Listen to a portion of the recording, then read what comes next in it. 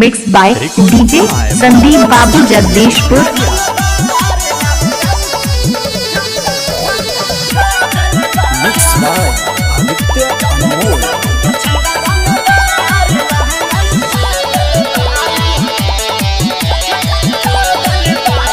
Mix by DJ Sandeep Babu Jagdishpur. कमर मुचका देले बा नचे मेरे संगे बरियतिया कमर मुचका देले बा पैसा खावाना के छौड़ा रंगदार लहंगा उठा देले बा जगदीशपुर के छौड़ा रंगदार लहंगा उठा देले बा। Mix by DJ Sandeep Babu Jagdishpur. देले बा होई बिरती के छौड़ा रंगदार लहंगा उठा देले बा होई हमर के छौड़ा रंगदार लहंगा उठा देले बा होई हमर के छौड़ा रंगदार लहंगा उठा देले बा। Mix by DJ Sandeep Babu Jagdishpur.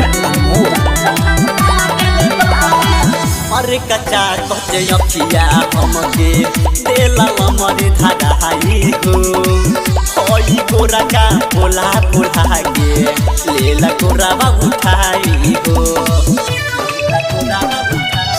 ए सखी मारे कच्चा कच्चे अखिया हमके देला हमरे धागाई हो। Mix by DJ Sandeep Babu Jagdishpur. लेला गोरावा उठाई हो चुमा चट्टी कके ये सटे जावे के पटारा हिला देले बा चुमा चट्टी कके ये सटे जावे के पटारा हिला देले बा होई झखरा के छौड़ा रंगदार लहंगा उठा देले बा बहुआरा के छौड़ा रंगदार लहंगा उठा देले बा। Mix by DJ Sandeep Babu Jagdishpur.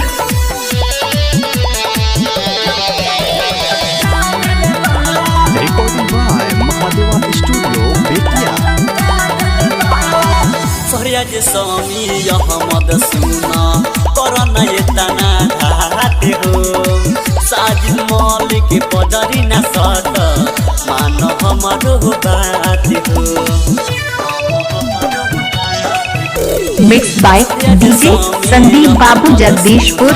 करना ये तना घाटे हो साजिद मौलिक पदरी न सट मान हमारो बात हो। हमारा लहंगा के डोरिया सखी सारा का देले बा हमारा लहंगा के डोरिया सखी सारा का देले बा होई मोझरिया के छौड़ा रंगदार लहंगा उठा देले बा। Mix by DJ Sandeep Babu Jagdishpur. Mobile number 95 59 84 55 32 Bettiah.